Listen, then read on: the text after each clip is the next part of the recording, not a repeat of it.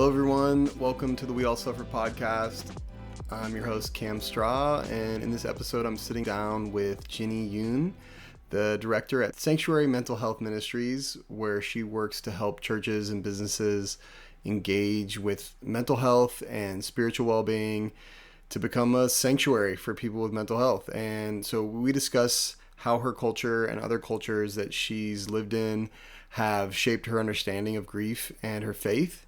And so we're going to explore how churches can become better sanctuaries for those struggling with grief and mental health, emphasizing the importance of collective healing and support within communities. Thanks for listening. Jinnie, yeah, great to have you on. I'm really excited to talk to you.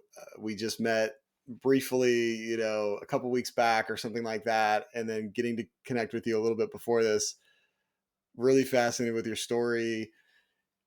The first place to start would be just tell me and us and everybody that's going to listen to this what it is that you do for work. Yeah, so good to meet you again, Cam. And my name is Jinnie, rhymes with Minnie, and the work that I'm in right now is this wonderful intersection between mental health, faith, and art. And so I work for an organization called Sanctuary Mental Health Ministries that's based in Vancouver, Canada.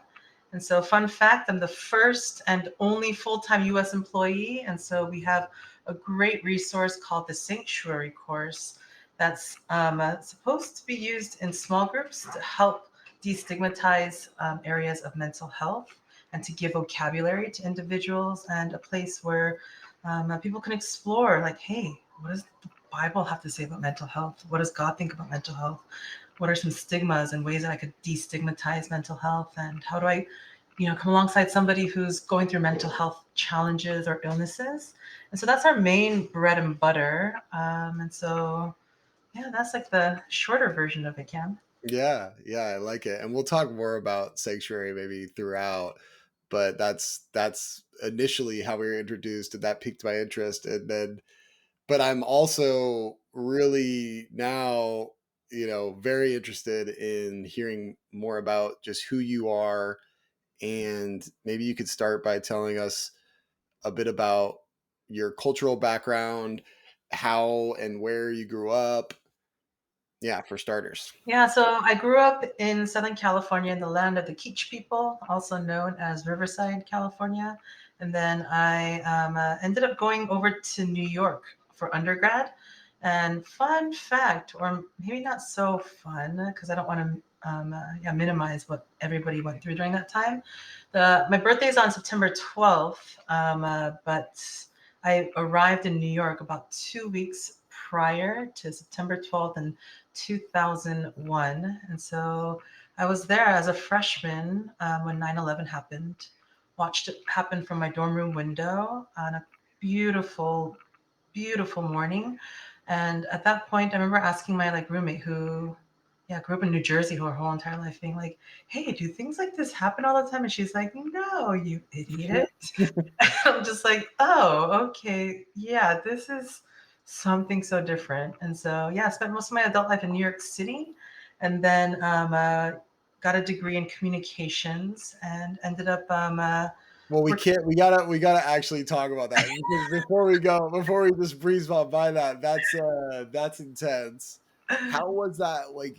So you're giving us a little bit of a picture of like, yeah, you weren't like a big city girl or something. You didn't know how the world worked over there, but turns out, yeah, that doesn't happen every day. Definitely not. But that's probably you being in shock, like as most people were. That's crazy because I mean, I don't want to date you, but I was like in seventh grade, I think, when that happened, maybe eighth. And but that was intense just even watching it on TV as it happened. So I couldn't imagine being in that. What was that like? What did you notice? Because I feel like you have some stories around that. Like, because before we dive, because I want to hear more about more of the what it was like growing up outside of that too. But since you brought it up, what was it like in New York City in that time? Obviously, the craziness of that moment, but maybe speaking to what you noticed kind of culturally going on in that city. Yeah, so it was wild, I would say. like whenever I see a mask that's the color yellow, it immediately takes me back to 9/11 because I remember my RA the next day had us come all together and said, "Hey, if there's counseling that you'd like, we have counselors on site to be able to talk to you. We know that this is a lot that's happening." And I just remember ash and soot being everywhere. And what ended up happening is that everything downtown from 14th Street down, it just became silent. There weren't any cars that were going through. And so I remember walking in the middle of the street on Broadway and literally feeling like, oh, there could be like a tumbleweed that goes down through the middle of this artery of New York City because there's only vehicles that are going down and going back up were cops and also ambulances. But sadly and tragically, there weren't ambulances that were rushing necessarily to the hospitals because there weren't that many survivors during that time. And so, yeah, it was a baptism literally by fire and ash and soot into adulthood as I turned 18 the next day. I remember being like, I have no friends. I sort of know my roommate and my other suite mates, but is this what adult life is going to be like? Just filled with a lot of trauma and a lot of emergencies, a lot of what's going on. But yeah, the city, I lived at Hayden Hall at NYU. And so that's right across, or it shares Washington Square Park, or is right near Washington Square Park. And so I remember watching it happen from my dorm room window. I was on the 16th floor and hanging outside the window and looking. And so I looked, and there was a big gaping hole. And then my roommate came over, and she was just like, "Yeah, I think I need to go to my next class, but yeah, I think classes are going to be canceled." And I was like, "Oh, okay." And so I remember I brought my like camera, not a digital SLR, but just an SLR because digital DSLRs didn't exist back then, and taking photos of yeah, the World Trade Center coming down. And so I remember sending that to my high school newspaper, and then the high school newspaper pretty much said, yeah, one of the alumni of our high school took these photos from her dorm room window. And so I have those negatives somewhere, but I just don't know exactly where they are. And so legitimately watched the Twin Towers collapse before my eyes. That's insane. Yeah. That's so crazy. And yeah, I couldn't imagine being there in that moment. I've only seen, obviously video of all of that. And the only thing that was weird for me was I was in the Twin Towers before, years before, and had been at the very top and the roof and in the top floor too, where you can like lean on the glass and look down. And so that was the only kind of crazy, weird part of that for me where it was connected to something. And then I had some family that lived there, but nobody was involved in the tower at all, so there wasn't any personal tragedy. But you grew up in a Korean American household, is what you call it, right? Yeah. I'm curious about that, based on just kind of how you were raised and what that was like, and how that informed your way that you process things like that, trauma, Yeah. grief, pain, because obviously that's this podcast, that's what it's about. So I'm always curious, and you alluded to some things when we were talking last time that I think it was really interesting. I think you mentioned the liminal space. You taught me a new word. You're Maybe, welcome. You got a new wrinkle in your brain, Cam, because of me. yes, exactly, which I appreciate. Tell me, and tell others that don't know about that, because I was new to that word. Yeah. Speak on that a little bit if you can. Yeah. So I remember during 9/11, I logged into, I couldn't make a phone call back home. And so I remember logging into my AOL AIM. Do you remember that, Cam? Oh yeah, AIM, yeah, AIM. Like Yeah. I was like, I wasn't one of the crazy ones that was on that, but I definitely was on it. I mean, yeah, that was the beginning of the internet. yeah, I remember having like fast, high speed internet, the Ethernet during that time. And Right. so I logged in. I was like, I need to let my parents know back on the West Coast, back in Southern California, that I'm okay. And so I tried to keep calling, but then the lines were just so busy. And so I remember looking like, okay, who back in California is up right now? It's a little bit early. And then one of my friends, Pat, he was up and said, I messaged him because he didn't know what was going on. I was like, hey, the Twin Towers just fell. I watched it happen. Can you call my parents to let them know that I'm okay? And so he doesn't speak Korean fluently because he's quarter Korean, quarter Hispanic, quarter white, and I think quarter Native American. And so I was like, hey, I can't get in touch with my parents. Can you let them know? And so my friend Pat, he called and he's like, Mrs. Yoon, Jinnie's okay. And then my mom was just like, yeah, she's fine. She's in New York. We dropped her off like 2 weeks ago. Okay, okay, I need to go to work. Bye bye. And then he was just like, LOL. I tried calling, but I couldn't explain to her that something happened in World Trade Center because she wasn't understanding it fully. And so I think that gives a little bit of a picture in terms of the places where I grew up living in a Korean dash American yeah, life, that liminal space, that hyphen in between where I don't necessarily fully belong in Korea. I don't necessarily fully belong or feel that I fully belong in America, but I feel I have a presence and can continue to grow within that liminal or that dash in between, that space right there in Korean American. And so a couple of days later, or maybe it was I don't remember, maybe a couple yeah, a couple hours later, I remember being able to talk to my mom, and she's like, "Are you okay?" And I said, "Yeah, I think I'm gonna be okay." But I remember being invited to a prayer meeting during that time, and it was on a Friday. And I distinctly remember it being on the book of Habakkuk because I never ever read that book. And I was like, why would you read like the minor prophets if like you have the whole Gospels and like the whole New Testament? But I specifically remember Jenny Park. She spoke on it, and then she led us through a time of prayer. And I remember being introduced even more to like Korean, well, I guess is now sort of called like Korean style prayer, or maybe like majority world style prayer, where there's a place of release and where there's a physical, ecstatic expression of prayer that is a little bit different than that of perhaps more Western society, where you are on your hands and your knees pouring yourself out with all the tears and the beautiful redemptive snot of being like, Lord, why is this happening? Of grieving, of lamenting, of asking those questions and trusting that God is big enough, that God is great enough, and that God is, um, yeah, loving enough to accept and sort of carry all of those questions and that grief that one has. And And so I remember, was this in a Korean church? I'm just trying to at yeah, it wasn't in a Korean church. It was in it was actually in the basement of the Empire State Building at King's College, back when King's College was there.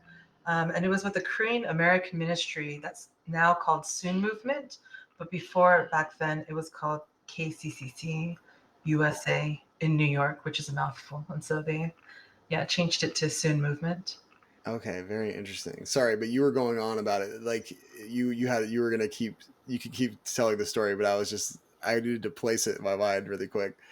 So you're in the basement Empire State Yeah, having this visceral, you know, cathartic prayer experience yeah, and seeing that for the first time then for you that as a cultural kind of thing that Koreans, Christians, or not even just Christians, I guess. Was it is that is well, I guess the prayer part is the Christian part, but there's something in the culture that makes it like more of a cathartic, really intense prayer about these kind of hard things. Is that right?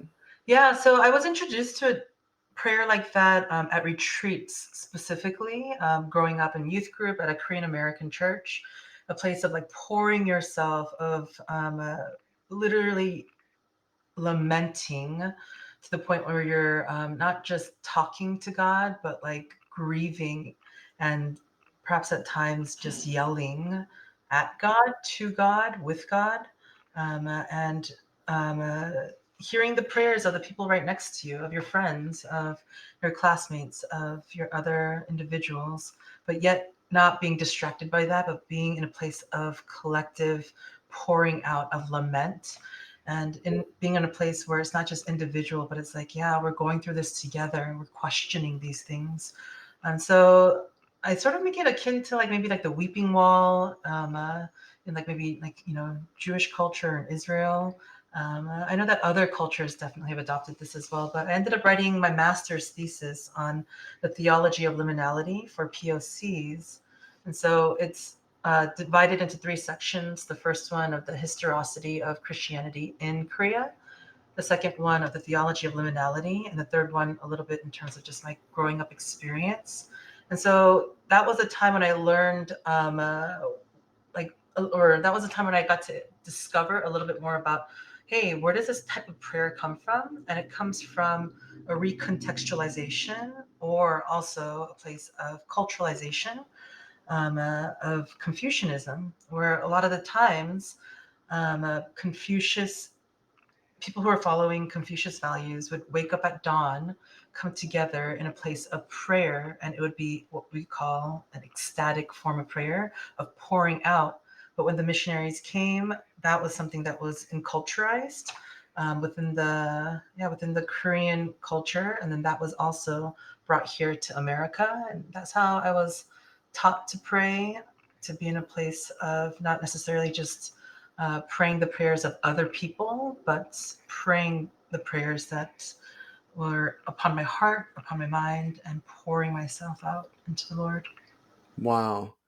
That's incredible, and something I haven't really experienced in that cultural way, but that's really interesting to. And obviously, you wrote a whole paper thesis on it, so there's a lot probably there. But the recontextualization of the Confucianism, I didn't know that that was part of it, and that's interesting that it was brought over and kind of all. It's kind of a beautiful thing that you're describing, though, just these melding of different belief systems and how that gets transferred into a whole culture and even into the Christian church experience.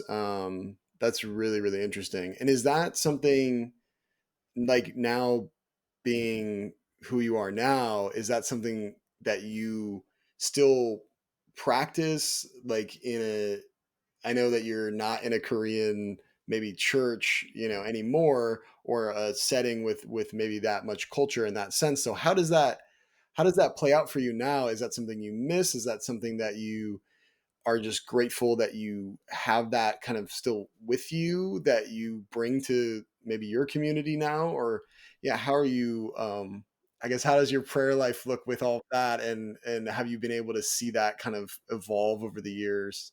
Yeah, I think the beauty of the gospel is that we get to continue to grow and understand how big God is in the context of culture as well. And so, yeah, I came from that environment. And then as I continued to expand out of my like Korean American settings or my Korean American bubble or silo, and learning about expressions of Christianity through other saints and also other denominations, when I was in grad school at Regent College or seminary or theology school, whatever you want to call it, I think that I was exposed to much more liturgical prayers.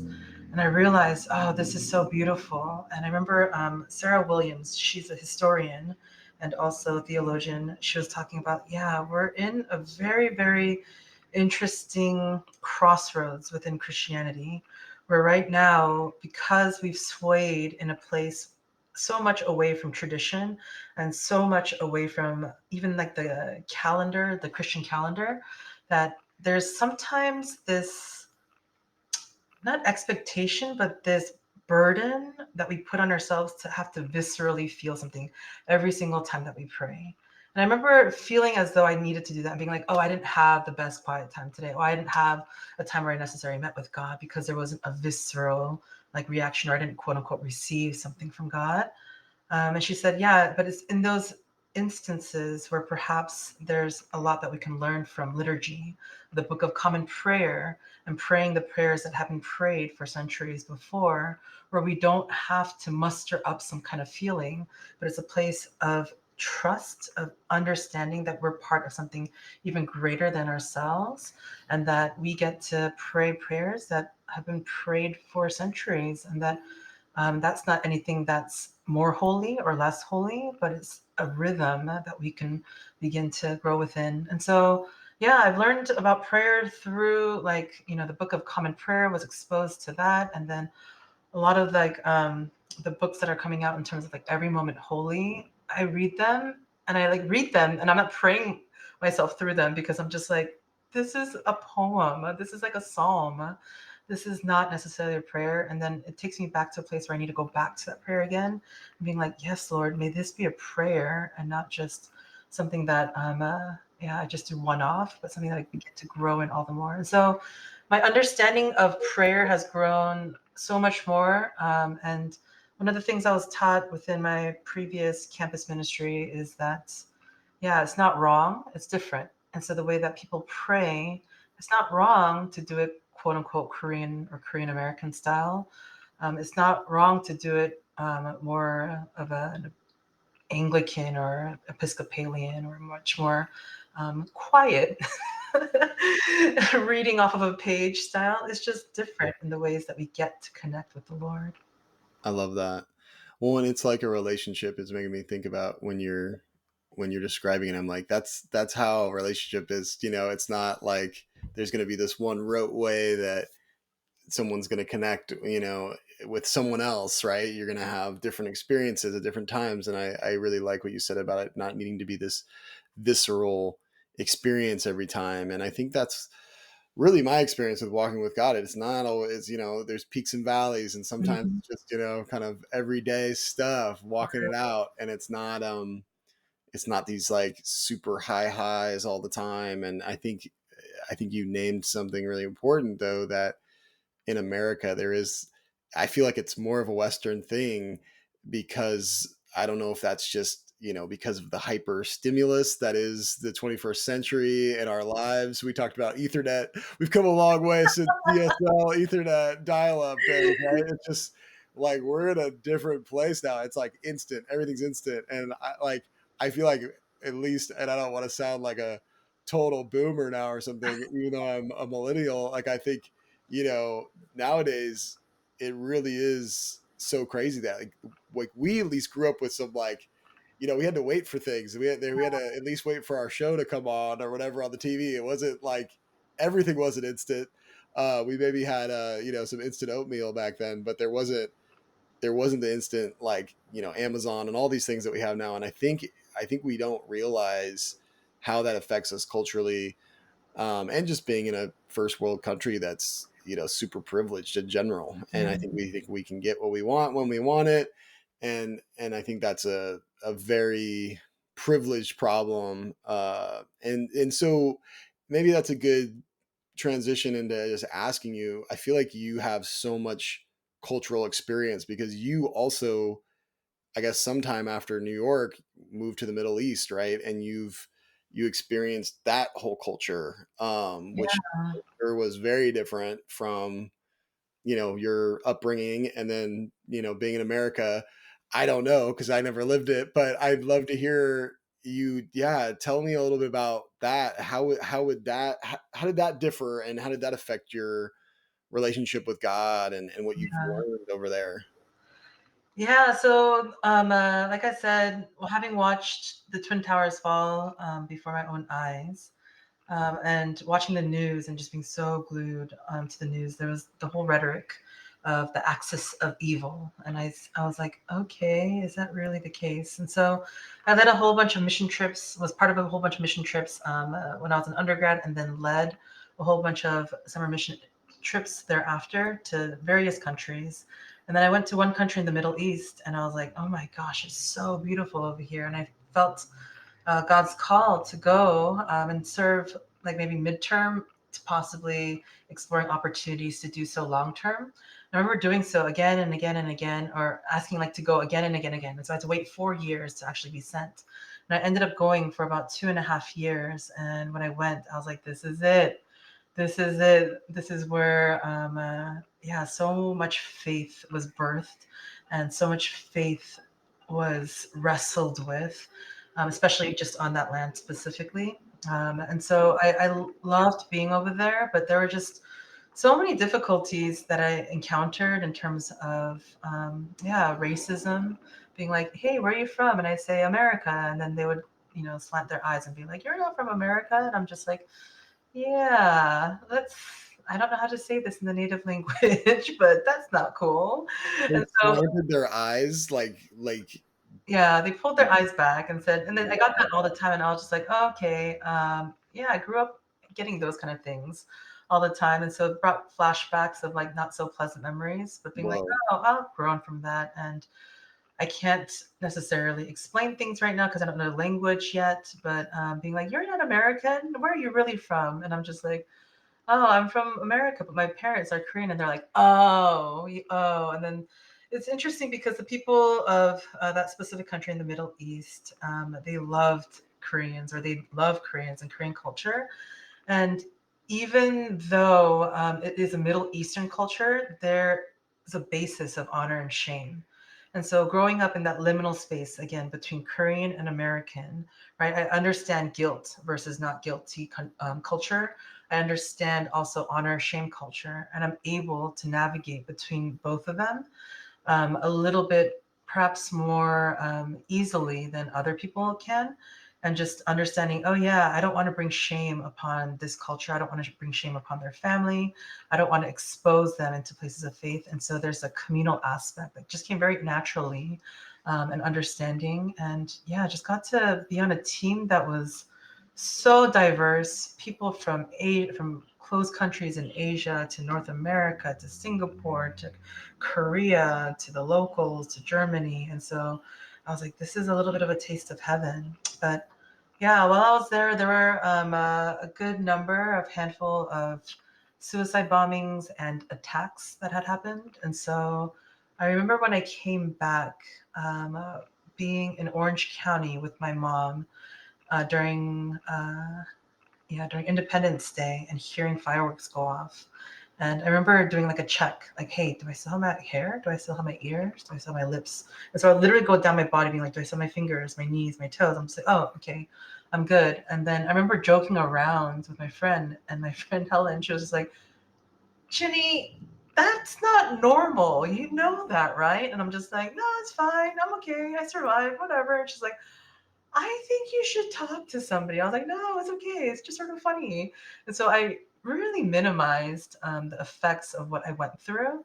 And I think that that's coupled also with the trauma of, yeah, of being there with 9/11 and post 9/11 as well, which was a beautiful time actually to be in New York.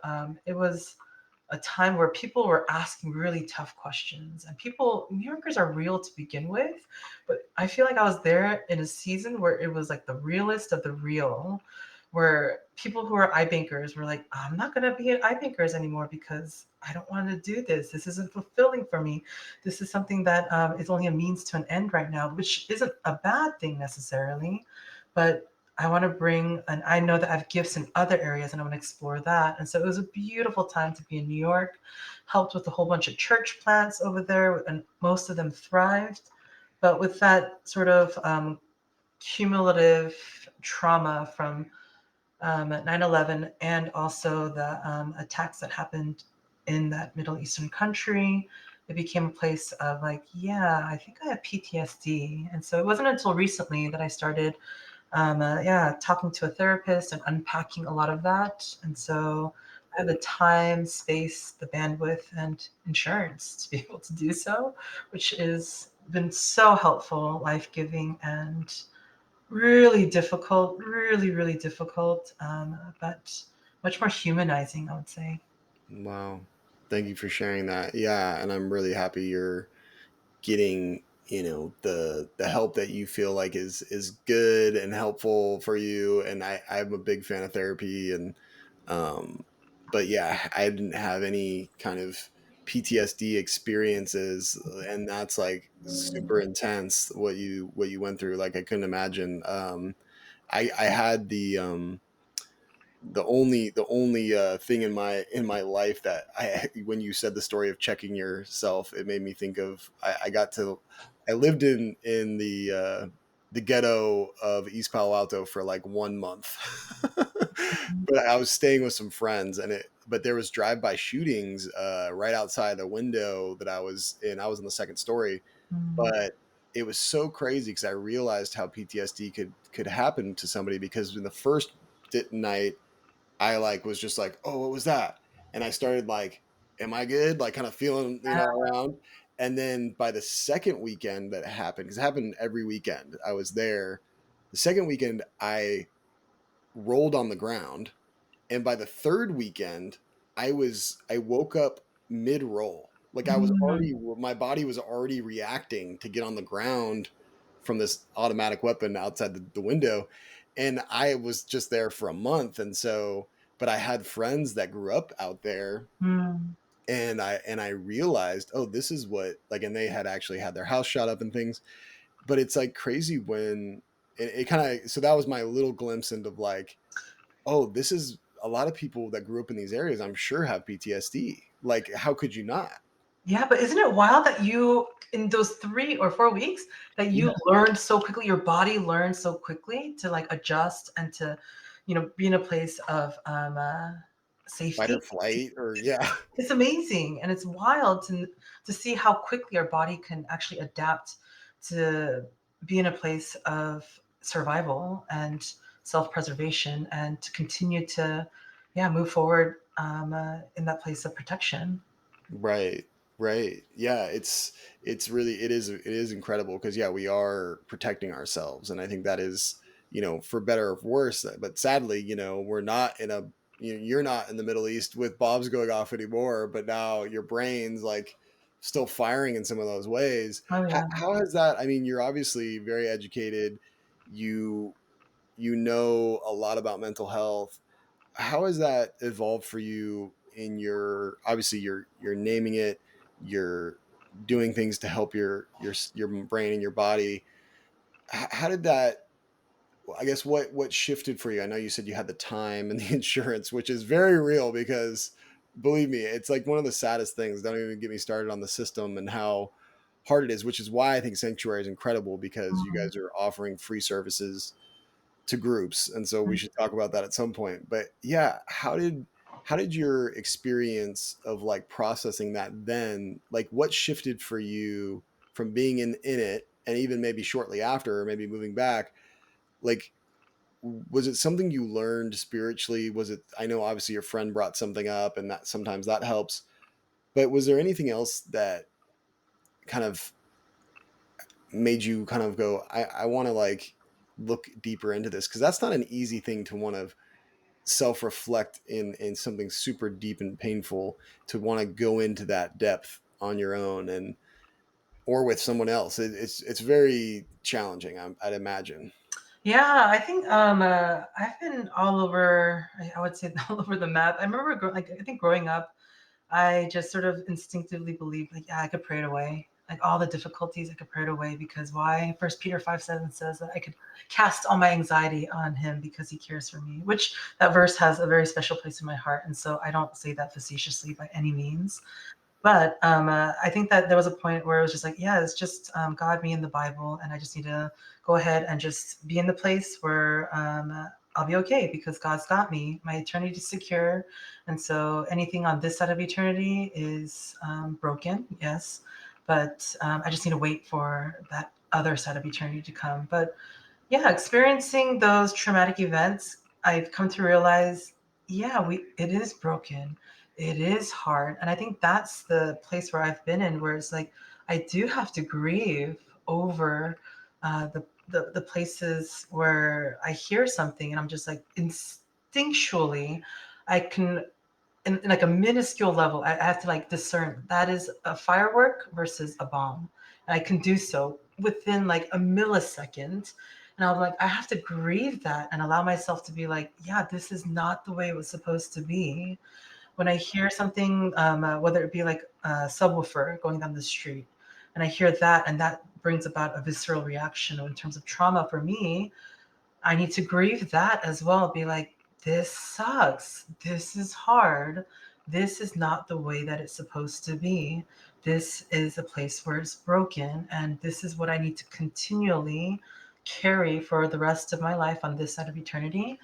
And so, yeah, I was in a place before where I was just like, yeah, therapy is only for people who are really, really, really, really in a tough place. really, really, really, really, really are in places where they might have to get hospitalized. That was the place where I thought about it. But then a couple of my friends, when I was in college, they started taking therapy, and I was just like, oh, they must be really bad. And I was like, oh, I'll pray for you because I didn't have the words necessarily to be able to tell them or like come alongside them and be in this place where yeah, I don't have to give solutions all the time, but what I can offer is presence. And like the way that I see it is like Jesus, so many of the times, right? He didn't offer solutions. Sometimes I read the Bible, Cam, and I'm just like, Jesus, you frustrate me. Like you're not giving them the answers. You're telling them in parables to have them like think about it, right? Like you said, we live in a time of just like instant gratification. We don't linger upon those parables. We don't linger necessarily upon those things Right. more. But that's what Jesus did, and that's what he continues to do to continue to give us a place of presence. And so, really, with the friends that I have, the deep friendships that I have over here right now that's what they've been able to do while I process with them, right? They don't give me all the solutions. They ask a lot of questions, and sometimes I find it annoying because I'm just like, oh, this is so hard. And like, I feel so exposed. And like, I see the depth of my humanity. But I think that's also one of the beauties of the Sanctuary course. It's an 8-week course. It's videos along with a course book, and there's also an audio book where if people aren't able to watch the videos, they could listen to it because we want to make it accessible for everybody. But the common feedback that we get from the folks who are running the course, they're saying this course is opening up conversations that we've never had. This small group, we've been in the same small group for 15 years, and I hear that, and I'm just like, that is amazing. I applaud that. Number one, that you're going through this together, or you've been together for 15 years, and that you've been doing life together for 15 years. That in and of itself is amazing. But yeah, they're saying the topics that are being brought up in terms of yeah, my brother has schizophrenia, or like my sister has depression. I don't know how to walk alongside. Yeah, in terms of my great uncle probably was in a place where there was just so much abuse, and so we talk about these things, and there's a place where it comes to the light. And yeah, the people within that group may not have the solutions, but we're able to hold presence. And I think that as we're able to hold presence, there's a collective carrying of burdens that happens. And it not only builds trust, but it builds a place of, yeah, God, we're in this together, of community, of the way that we are meant to live, not just independently, but interdependently. Right. And I think that that's one of the beauties of the Sanctuary course. We have a youth series, low key. I'm so excited for this youth series. The first week, the first episode dropped like last week, I want to say, and it is so good. And so, like, the backing on it is like it's theologically sound. We go through a robust process of making sure that that multiple theologians from different denominations give feedback into it and give suggestions that we are super keen on listening to. And not only that, but we also tested out with like a group of individuals. And so a couple months ago, we had a group of teens watch just a 2-minute clip, and they talked about that 2-minute clip for 45 minutes, and it was proctored by like an adult. And so it's not just necessarily the teens just talking to the teens, but the adults able to give input and understand what the teens are going through. And so there's that experience. And within the video and within the course, there's a lived experience piece where we come and realize, or where we've come to realize that this is tethered in the human experience. And so this is a place where humans do go through it. And so it's not outside of the human experience, but within the lived experiences. And so those are like, I guess, that triangle or that trinity of where it is that we do exist: lived experience, medical knowledge, and also theological robustness. Wow.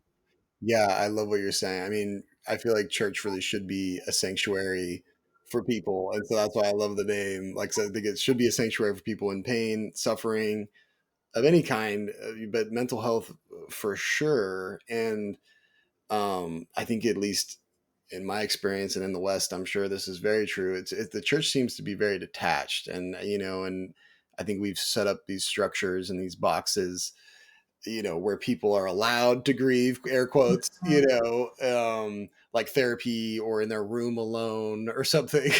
But, but church isn't that traditionally been that great at dealing with complex topics, in general. And I think that is sad because it's not what I read in the scriptures, hearing you talk and thinking about sanctuary. Like I think about First Corinthians 12. I mean, I could read it, but it says, part of it, the scripture, but the eye cannot say to the hand, I don't need you. The head cannot say to the feet, I don't need you. On the contrary, those parts of the body that seem to be weaker are indispensable, and the parts that we think are less honorable we treat with special honor, and the parts that are unpresentable are treated with special modesty, while our presentable parts need no special treatment. But God has put the body together, giving greater honor to the parts that lacked it, so that there should be no division in the body, but that its parts should have equal concern for each other. If one part suffers, every part suffers with it. If one part is honored, every part rejoices with it.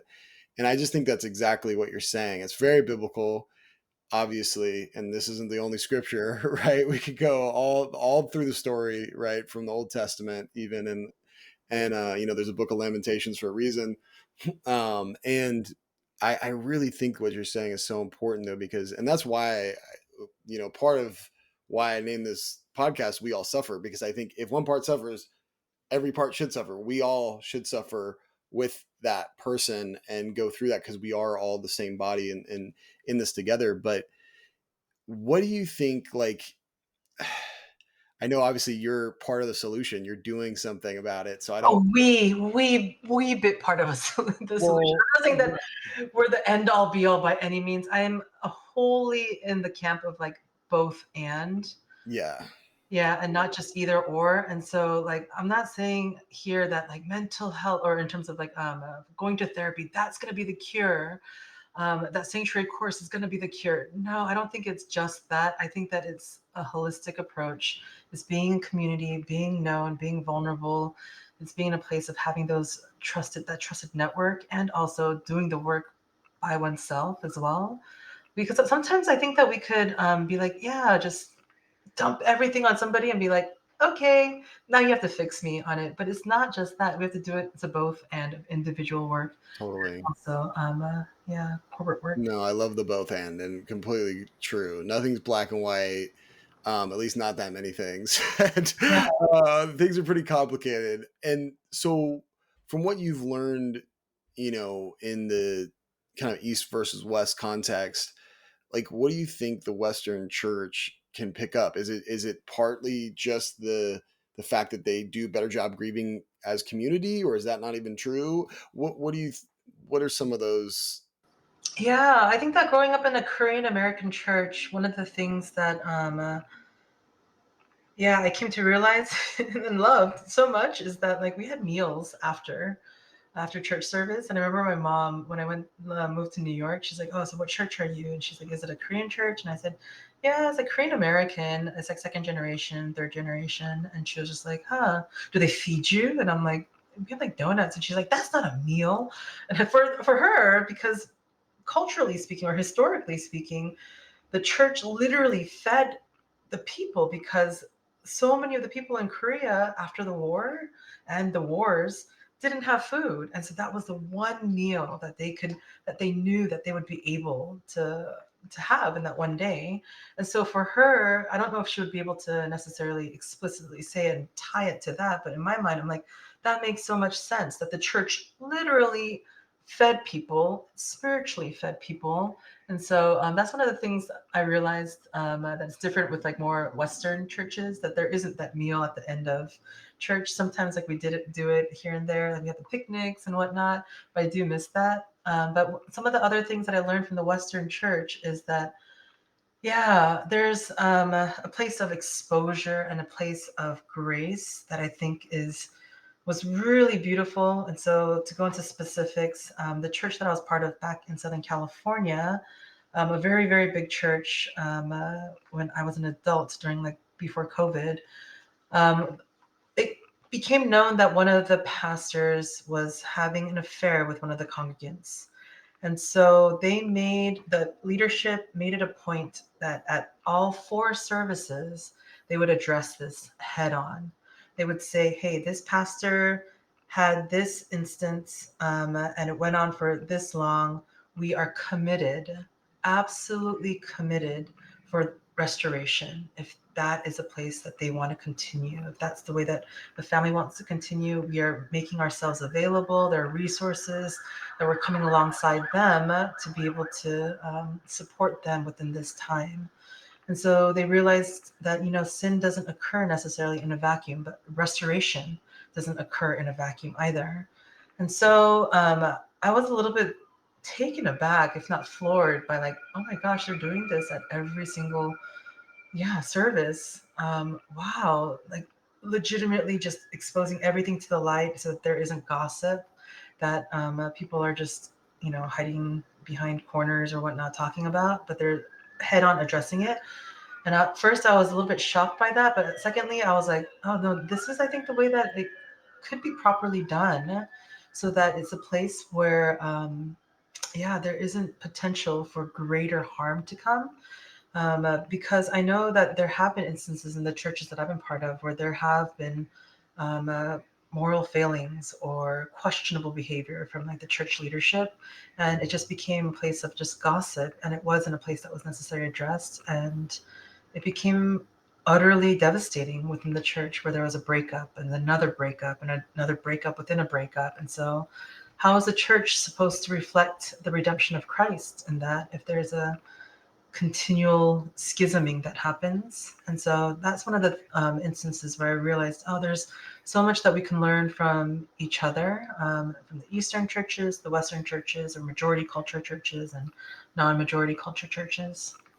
No, I appreciate you bringing that up because I think it is, like you said, that it's almost what you said exactly with the prayer. That there's no like wrong prayer. It's just different, and I think there's a lot, not that there's nothing wrong in churches. I think that, I don't want to give them a full pass, but really we are the church, and I think if we can learn from each other, and I've learned a lot from you already, and just knowing you there's little time, I think but that's how it's supposed to be, and I think if we can have the humility to hold the both and Yeah. you know listen to each other, and really it takes humility, I think, to be okay with acknowledging something wrong, and I think churches I've been a part of, one in particular, was very much let's sweep these things under the rug, and Mm. they didn't want to really deal with the past, and it was clear. And I know we were talking a little bit about our love of the book, The Prophetic Imagination, and how he Mm. talks about, Walter Brueggemann goes in about, and I'm going to bring it up in more episodes than this, but how unless we, a prophet comes and tells essentially a nation or a people or a church, hey, this is where we've done wrong, this is where we're missing the mark, like repent. And then there's also a new vision, after that. But you can't have one without the other. We have to grieve, we have to lament, we it's such a needed thing. And I think and there's plenty of churches in the West that don't, aren't open, with if that kind of sin came out in the congregation. And I think, but I think we should normalize it. We should, and that's one of the also the reasons I want to talk about suffering in this podcast, because I think that's not talked about. Mental health isn't talked about. Like that's why there's so much stigma and there's so much misinformation, is because it's such a taboo thing still. And even though it's getting better and more commonplace, we still got a way to go. And I think in the church is no exception, because the church is influenced by the culture, and I hope that the church can be a place, because I think it could really be an inspiring place, that can really bring a lot of healing for people, and especially for living out that scripture in 1 Corinthians 12 that I read, because it's because what causes divisions, right? You were talking about the schism, and it's like, well, when the parts don't have equal concern for each other, right? Mm. When we're putting one person above another person, and this person sins worse than my sin, and all these different things, or this person's got a higher status in the church or something, and that's not what the body's supposed to be.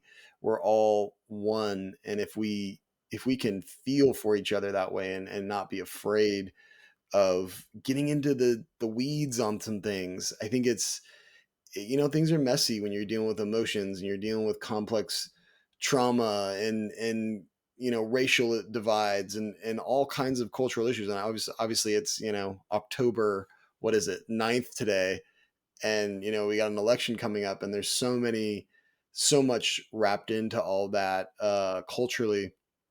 And I think we need to be able to talk about issues and talk about the heart of issues. And so I Yeah. love when you talk, I feel like you get it, and you're wading in those waters. And I think, and I know the fellowship you're a part of is very good at holding some of the nuance and all these things. And they're not afraid they're not shying away from any of these things. And I think that's a sign of a healthy body.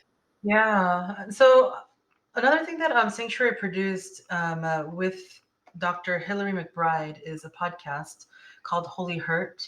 Uh, the history of my church, the one that I go to, a Seattle church, is a very interesting one, where a lot of the people who were there in the initial stages of it were people who came with a lot of church trauma. I remember Tyler, my pastor, lead pastor. He's like, "Yeah, it was just hard because it's like, how do you talk about discipleship without saying discipleship, or if the word disciple is off-putting or quote unquote triggering for the people, how do we talk about this in a way?" And I was like, "Oh yeah, just have to move in a lot of creativity." And he's like, "Yeah, for sure." And so because of the history of that background, I think that there's a great sensitivity that the leadership has to hold things in a place where, yeah, we know that people have baggage, we know that people have history. Maybe you don't have history and you're just wanting to learn because, yeah, I have another friend who yeah, ended up reading the Bible when he was in Idaho and was like, "Yeah, I need to learn more about this, let me look it up," and found a Seattle church and then talked to the pastor and is got baptized in Easter this past year. And so it was just like a huge celebration of that as well. And so you have both of those people, or both of those audiences, or other people within the audience as well. But I think one of the things that the Sanctuary course also did is also not prescriptive, being like, do X, Y, and Z to bring about a healthy community. But we understand that, like, your church context or your faith context is not just for the church. It could be for parachurch. I could see this being within the business sphere as well, because mental health does not discriminate, right? People within the upper echelons of society or the not so upper echelons of society, um, uh, it yeah, everyone goes through mental health challenges. And so yeah, the one of the churches, they came together and they're like, what can we do, what should we do, how can we help people who are going through mental health challenges? And so one church that I heard of, they looked at the people who are around them, literally their neighbors, and they started to have like a soup kitchen for their neighbors. And they realized, yeah, I think what would help with mental health, with our neighbors mental health, is if they're able to have access to a place where they could wash up, where they could shower. And so then they collected funds and they were able to build together a mobile shower unit. And so they would have that every single week. And so people would be able to come and have a hot shower. And I was like, that's beautiful. That's the community. That's the believers, right? Those who are suffering, or those who are perhaps not as suffering as much as those who are unhoused, right? Coming alongside, being like, okay, we're not going to continue to bring about the suffering, but we're going to help in whatever ways possible. Another church I heard, they realized, yeah, we don't do a good job in terms of grieving. We don't do a good job in terms of lamenting. And so one of the things that we'll incorporate are some of the songs. So Sanctuary also partnered with the Porter's Gate and released a worship album, and it has to do with mental health and also talking about like the places of tension with the goodness of God and also the places of waiting. the places of grief as well, and they began to weave sanctuary songs into their worship or into their liturgy. And so that's one of the other churches. That's what they did. Another church, they're just like, yeah, sanctuary course is great, but what else can we do? And they said, you know what? I think that we need to weave in within the church monthly structure. One weekend is going to be dedicated, or one Sunday service is going to be dedicated specifically to grieve and to lament, whether it be things personally within the church as people are willing and open to share, or whether it be things that are going on within their neighborhoods and their community, within their city, or things that were going on globally. They said we need to collectively come together and be in a place where we hold grief and lament, and so that the younger generations, that they could know that this is normal, that this is good, that this does not mean that we are not of faith in the goodness of God, but that God is big enough to handle all of these, and that God wants to bring about his presence within those situations. And so, yeah, again, we're not prescriptive, but we are in a place of being like, equip you to think about things in terms of what your community is going through, and trusting that the Spirit is going to bring about that creativity that Tyler was talking about to address the mental health challenges and the illnesses perhaps that are a part of the communities that church members, parachurch members, fellowships are part of. Yeah. I love that. Thank you for sharing those stories too about those churches. That's so beautiful to see. Like, just thinking about groups of people and just countless people being helped um, in ways that they weren't before. And I think that's what the kingdom's all about. That's what we're supposed to be bringing to the world, you know. And I think that's, you know, I know it's just a piece, but it's an important piece, and something you're doing. And no, it's very inspiring. And I do think that it's important, like you said, to recognize the community context and the creativity. Yeah, there's no like rote way of doing anything, and that just shows the fact that, you know, your organization and you are aware of that. I think that's how you do something intentionally and do something well and build the right way, because I think sometimes those structures and certain traditions and certain very, you know, strict guidelines, I guess I'd say, can be really be a hindrance to this kind of work. And this has been such a beautiful conversation. One more question, just for you to put it out there, and I'm going to link all the sanctuary stuff and everything, and anything else you want to put on there. But what do you think are some actionable steps, you know, people can take in their respective communities, in their places of business or worship, churches? Like, how, what do they take away? What do you want people to do? Obviously sanctuary would be amazing, and maybe they, and hopefully they will do that, but what can they do today?